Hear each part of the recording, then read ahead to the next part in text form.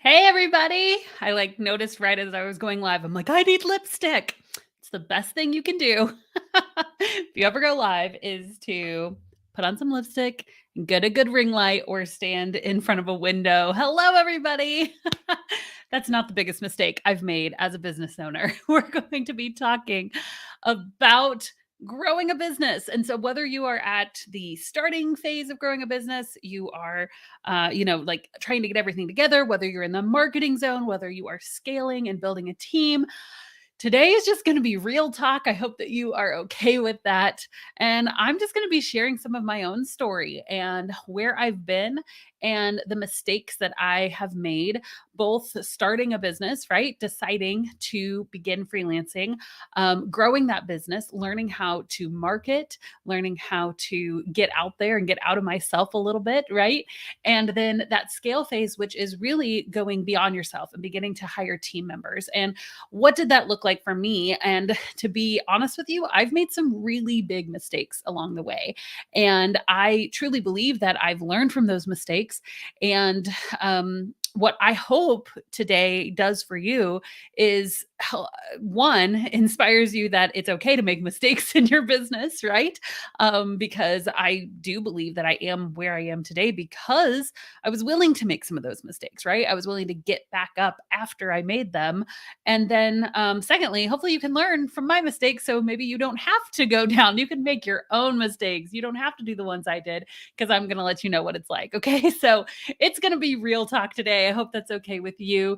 I would love to hear from you guys in the comments before we get started. And just as everybody's jumping on, we've got like 50 some people. Hi, everybody. Um, as of yet, what do you feel like has been the biggest mistake you've made in your business? Oh, let's get real personal right in the beginning, right? What is the biggest mistake that you feel like you've made so far in your business? If you're willing to share, put it in the comments. I think that there is a lot of just camaraderie that happens, right? And again, we can learn from each other's mistakes. So that's what we're going to be diving into today. Also, I want to let you know we have a 3-part video series that's coming out really soon. This is part 1. So you can go to thevirtualsavvy.com/burnout if you are at a place where your business is really starting to grow, really starting to scale, and you're exhausted, right? That's basically what we're going to be talking about. So this series starts next week. You can go and check out the event right there, thevirtualsavvy.com/burnout. Okay. And I see you guys active in the chat as always. Sherry says, trying to do it all at once, not zoning in on my strength. My mistake is waiting so long to start this business. Oh my goodness. Yep. Totally hear it.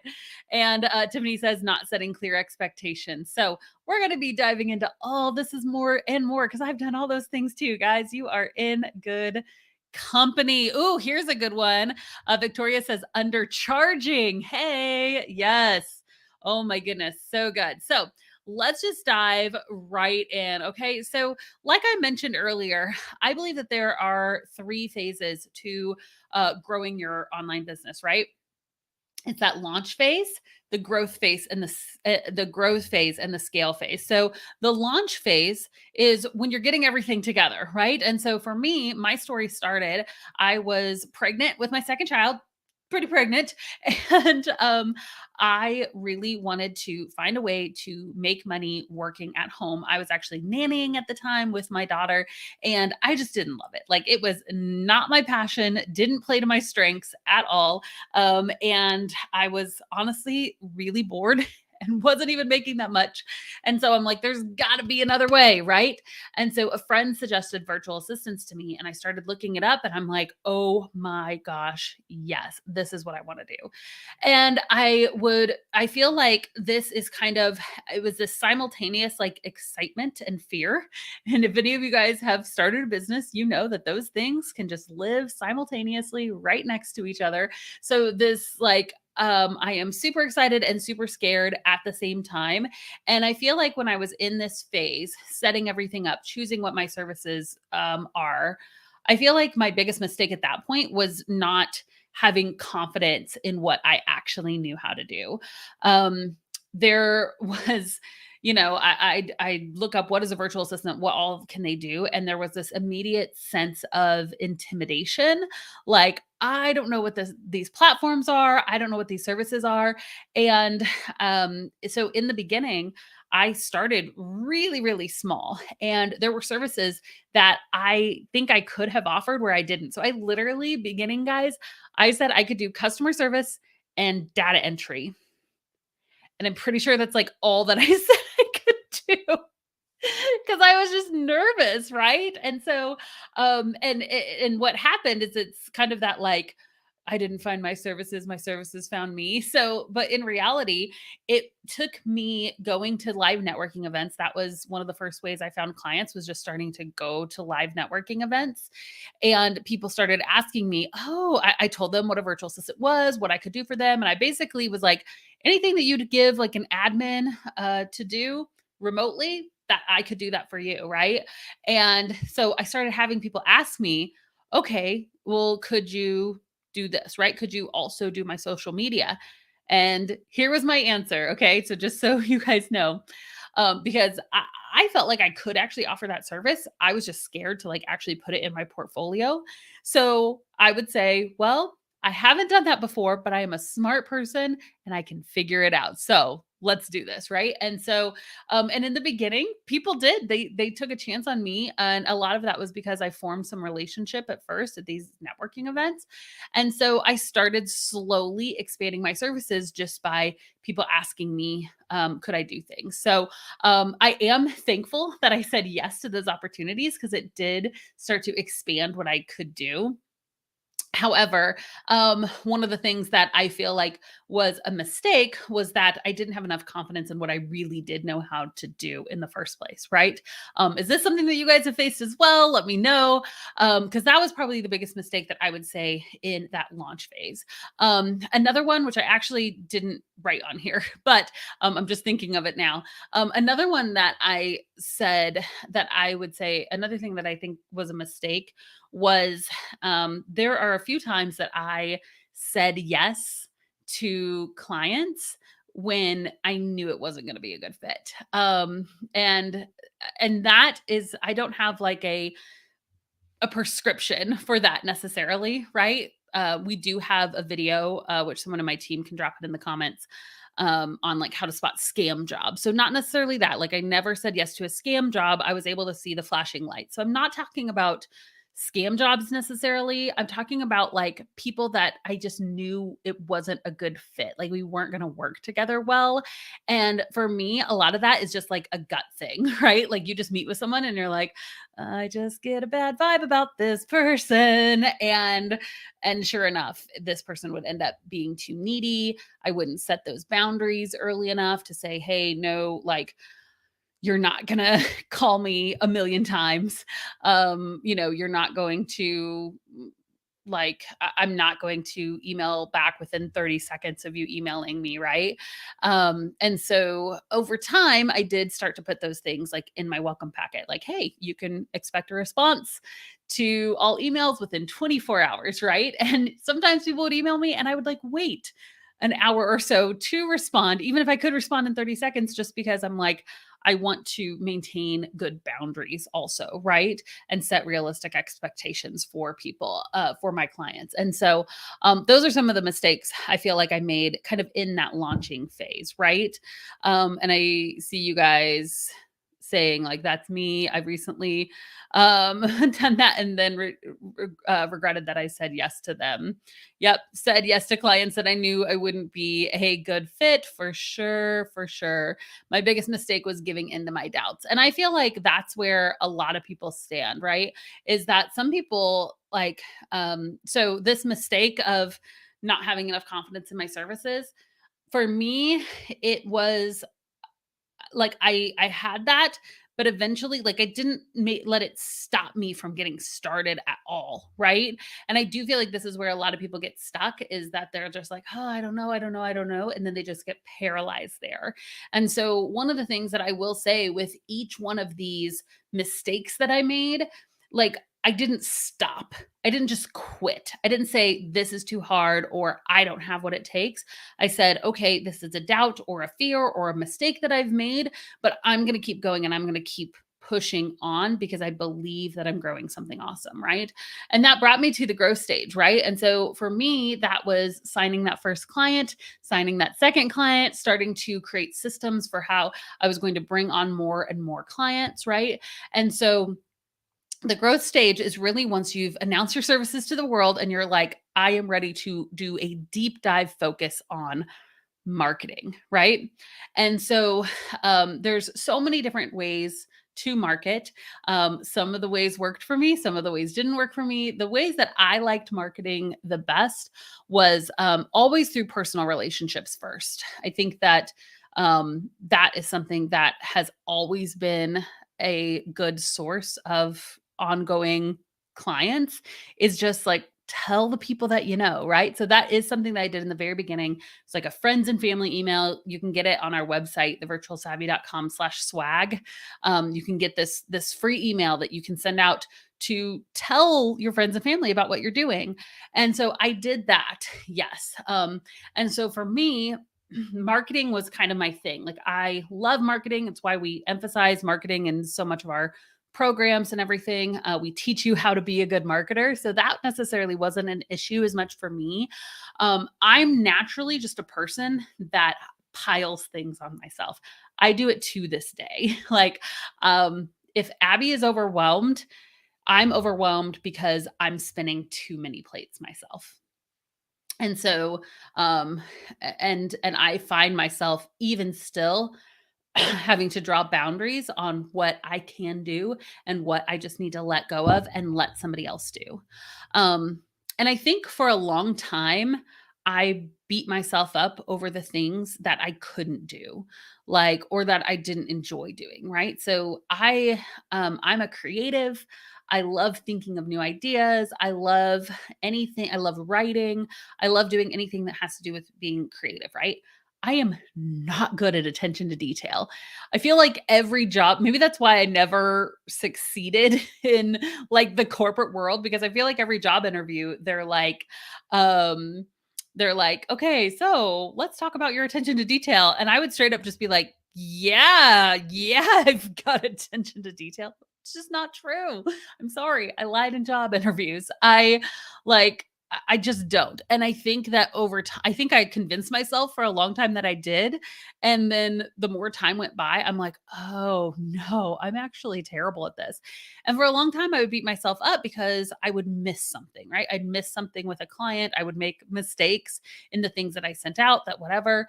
And what happened was I had to start embracing that there's things that I do really well and there's things that I don't do very well. And some of the things that are my weaknesses, the things that I say, hey, I'm not good at this, it's actually an opportunity for somebody else's strength, right?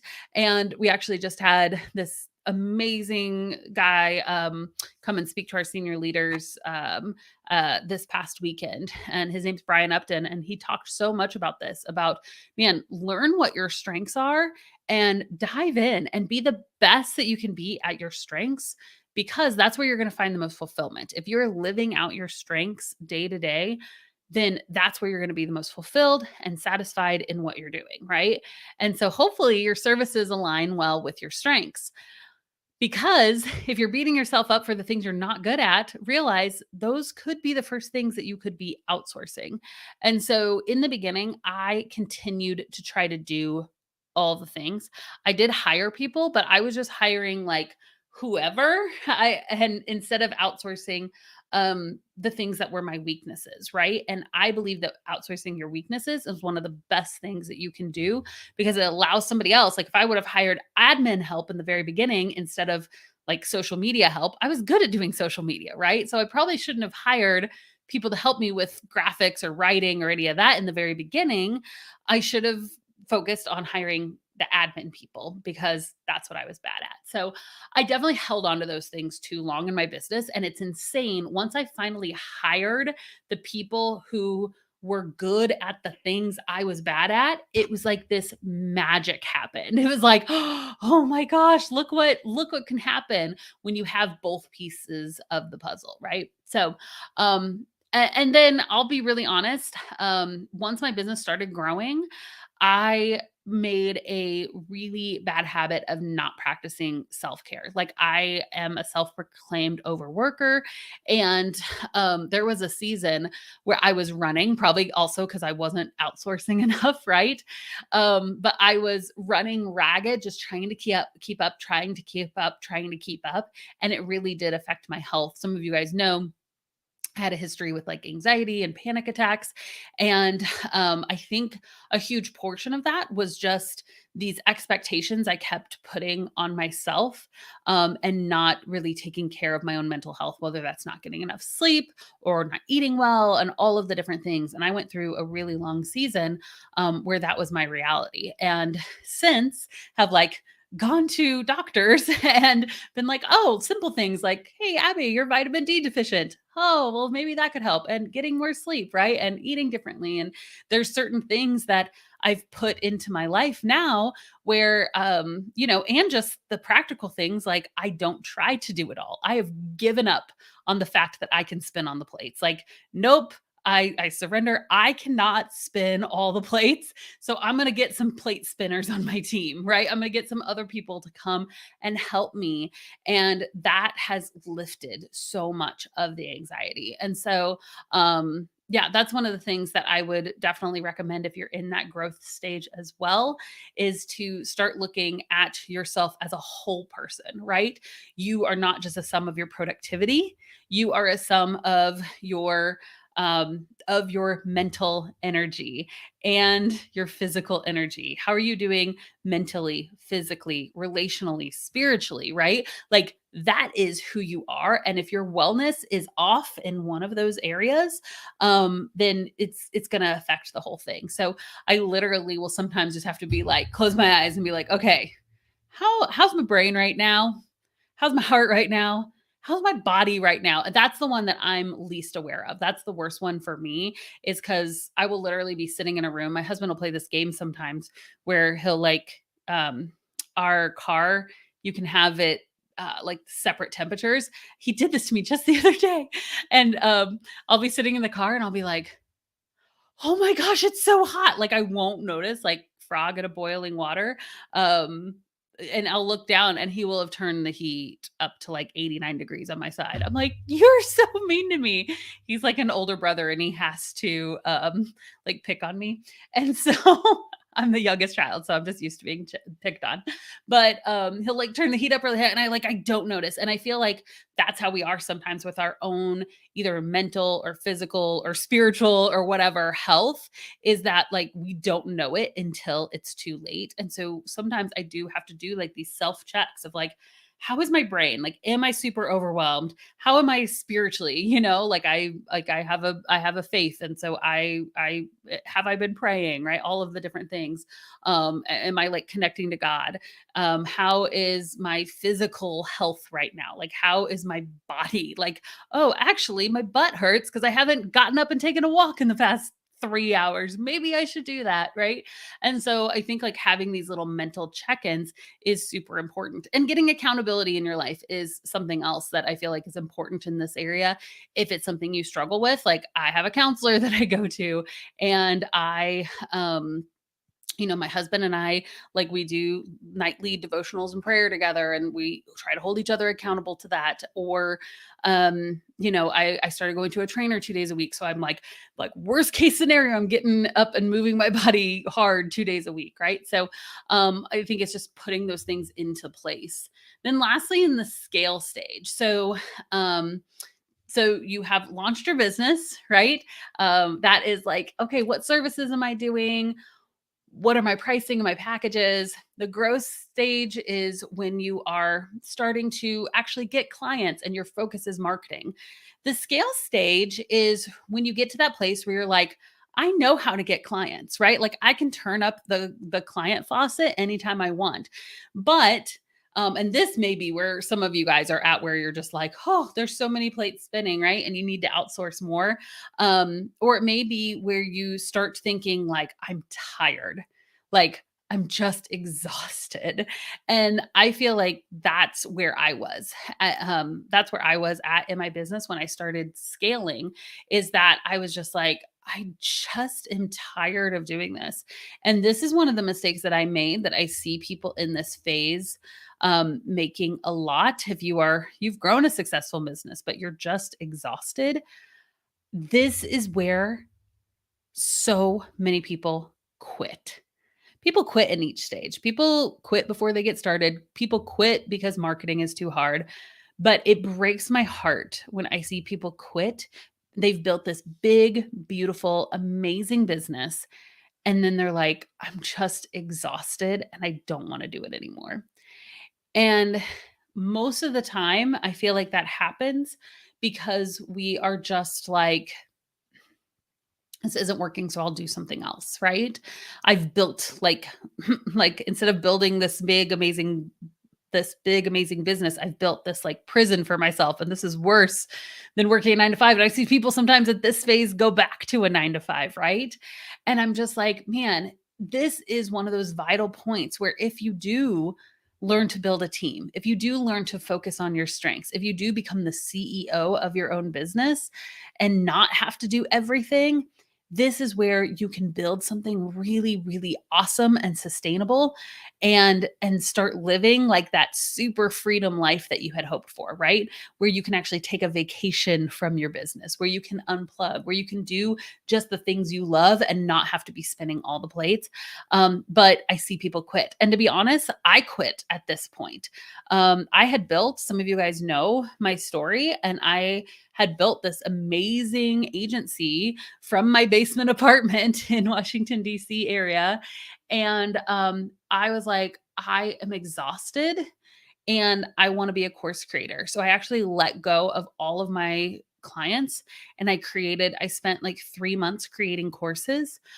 They're not the courses that I have now. That I didn't have a good niche. We could talk about that. That's a different story. But I literally let go of all my clients. I let go of all my subcontractors. I totally quit my business to launch a whole new business. And some of you guys don't know this. Those courses flopped. I had one guy buy a course for like $97. And so my 3 months of like blood, sweat, and tears, maybe not blood, but definitely late nights and lots of typing and lots of like sacrifice, and nobody bought them. Right. And it's just like, like, and it's okay. That's okay to make a mistake. Like, I learned a lot about, hey, build an audience before you launch a course, right? Things like that. But the thing is that what I wish I would have done is maintain the thing that was sustainable while I was getting excited for this new thing. And if I could have systematized the business, um, I could have like had the freedom to try new things. I could have the freedom to start another course while this was running in the background. And so I see a lot of people like kill the profitable thing that they've built just because it's like it's not exciting me right now, or it's stressful right now, instead of starting to build systems to make it more exciting or to make it more sustainable, to make it to where it can run without you. So I think that was one of the biggest mistakes that I made. And one of the things that if I could go back, I would 100% do over. Because what did I have to do? I was like, oh, crud, these courses didn't make any more money. So I went back to freelancing, right? And so I had to like kind of rebuild what I had thrown away. And so, and that's when I started, okay, let me build a list, because I still knew I wanted to create courses. And so, let me rebuild a list. Let me do all these things while I'm doing the sustainable thing of freelancing as I keep going, right? So that's when I kind of transitioned into copywriting. So that was a big one for me. And then the last one, and then we can do some Q&A if you guys want, because I'd love to discuss this with you. Like, what about this resonates with you? Do you have questions? Are you at one of these phases? Are you facing a same potential like roadblock and you don't want to make the same mistake? We can talk about that. My last mistake, I think, is just thinking small. Like, I never really pictured when I first started my business, what this could be, what this could grow into, right? And looking back, I think maybe it was hard for me to do that, but I wonder sometimes if I would have really caught the vision of how big this thing could be if I would have played my cards differently, like if I would have taken more risks, you know?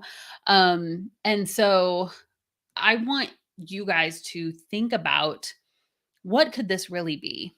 And if you're like, man, I would love for my business to make 5K a month. Like, what if your business could make 10K or 20K, right? I would love to be able to like go on a trip with my family and like fully pay for that.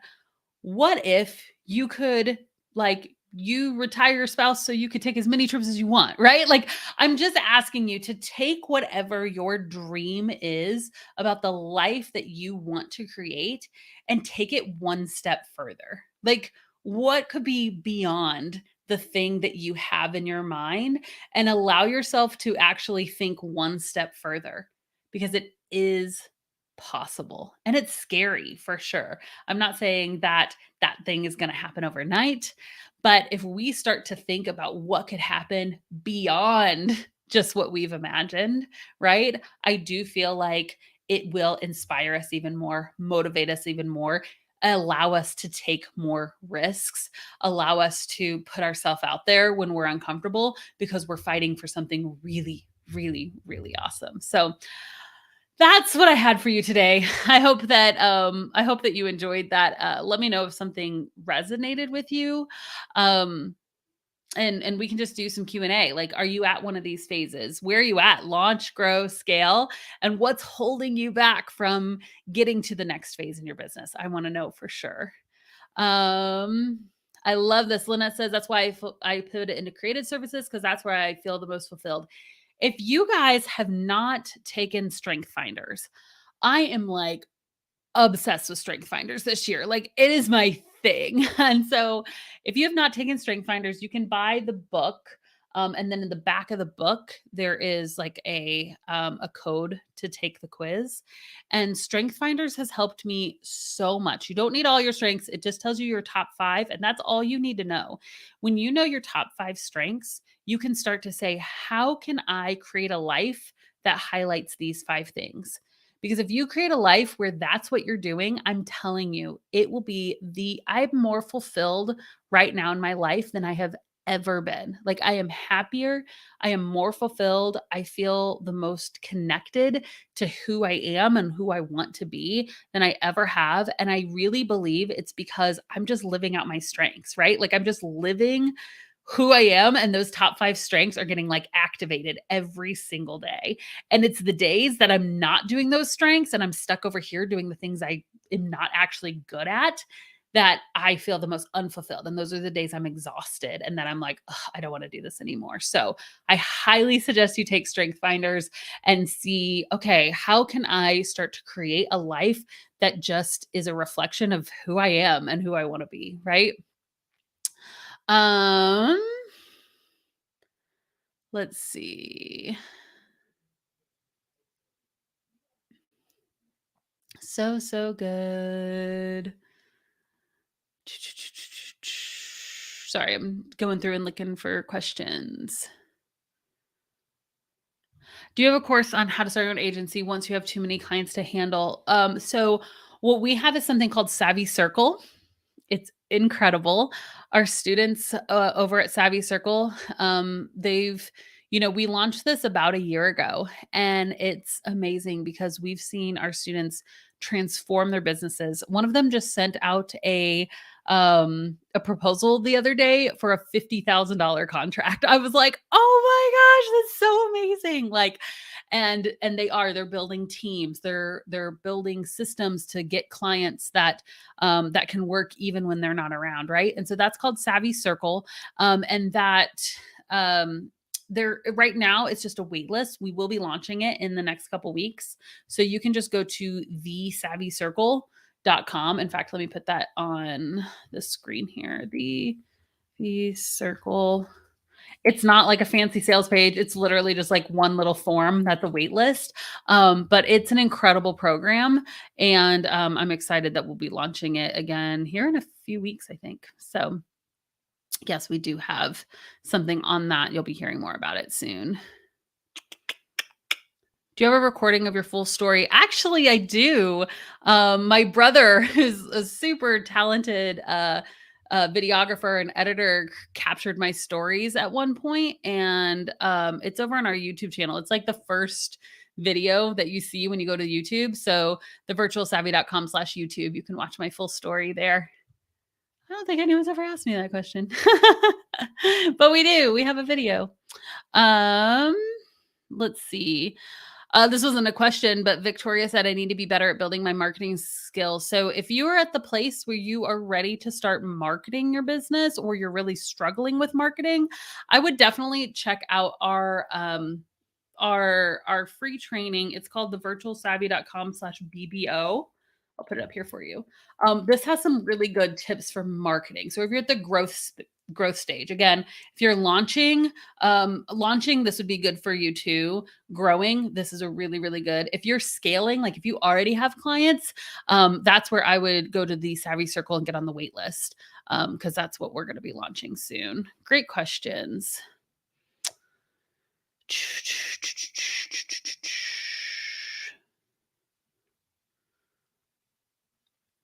Blair says, I'm at the launch phase and trying to figure out my niche, who I want to serve.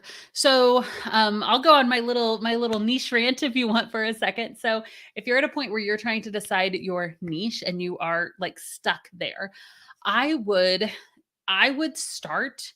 For most people, I say just start off as a generalist. So when you're choosing a niche, normally people will niche down by services or by industry, right? So you can say services, like I'm going to be a Pinterest manager, or by industry, you can say I'm going to be a virtual assistant for, real estate agents, or right, you can like combine the two and say I'm going to be a Instagram manager for wedding professionals, right? And you can combine industry and service niche, right?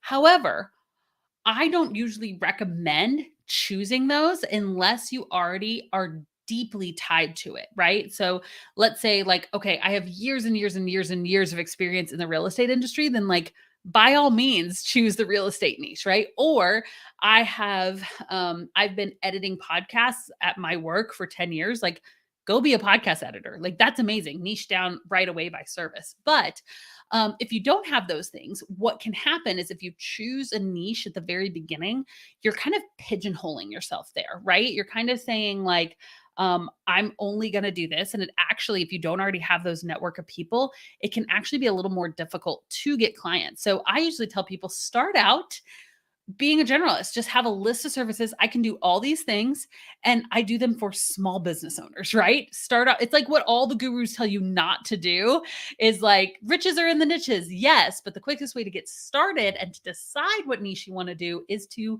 be general, right? And just try a little bit of everything. So work with some authors, work with some people in the wedding industry, work with some real estate agents. And then after you've done that, instead of you having to search after and try to find it, you're going to be like, oh my gosh, I love working with these people, right? Like this is so my niche. And so that's it. Again, unless you already have like a super strong connection to an industry or a service, I would usually recommend just start off general. Okay. So I hope that helps. And I hope it helps you get started sooner, right? Because one of the ways people get stuck is in that launch phase. We get stuck with these kind of details, right? It's just like, oh, what should I be? It's like, nope, let's just start off general, put up all the things I can do and start getting out there, right? Anything that prevents you from getting your name out there, starting to market is slowing you down. And so action over perfection. Let's just start off as a generalist and see, throw that hook, cast out the line, just see what bites, right? And then you'll decide if you want to eat the fish or throw it back. That's the only fishing analogy I have because I don't fish or do anything outdoorsy other than hike. I like to hike. Okay.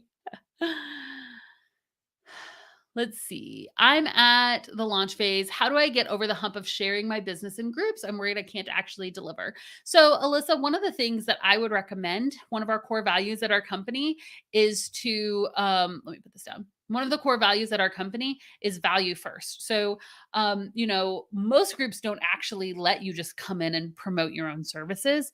And I have found that those are not even the best ways to get clients. So, what I would suggest doing is going to groups and just being crazy, crazy helpful, right? If that's the kind of strategy you've chosen, I would suggest going and just, if you are a Pinterest manager, go search through the group and see where people have asked questions about Pinterest and just answer them in so much freaking detail that people are like, who is this person? Or do really high value posts about the things that you're learning about Pinterest, right? And again, they're going to be like, who is this person? And hopefully they'll click over to your personal profile. And hopefully you already have on your personal profile. I see so many VAs who don't do this. Guys, link your business page on your personal profile. You can make everything else private, but you want people, if you're interacting in groups, who goes, who is this person? You have no idea how often I do that. Who is this? They go to your personal profile and they go, oh, she's a Pinterest manager. That's why she knows so much about Pinterest. Let me look into what she offers, right? So I would just say value first, value first, value first. And what's awesome about value first is it takes the fear of selling out of it, right? Like, because you're not selling yourself, you're just coming in and be super, super helpful. And that is one of the best ways to get clients. Um, let's see here. So good. I don't have money to start this business, but I want to get started anyways. What would you suggest? I would just start with our checklist and starter kit. I started out with free resources when I was just getting started in my business and I was able to grow it. So we have so many free resources. You can go to thevirtualsavvy.com/checklist. That's a really good one because it's going to tell you step by step how to get started. And then also, guys, there's so much content on our YouTube channel. I mean, you could binge watch that YouTube channel forever. And I truly believe that with this free content, you can go out and get your first client. Okay. So go ahead, check out that contract, the YouTube channel and that checklist. It's very, very, very helpful. Um, so good. All right, guys. Thank you so much. I always enjoy hanging out with you. Don't forget that we do have our burnout series coming out. So if you are at that phase where you are like, man, I have been growing my business and it is starting to just get overwhelming. Like I feel like I'm spinning 100 plates at once. Go to thevirtualsavvy.com/burnout. Go ahead and just make sure you are signed up for that free live stream series we'll be doing next week. It's going to be incredible. Thanks so much for hanging out, guys. It's always a pleasure, and I will see you next week.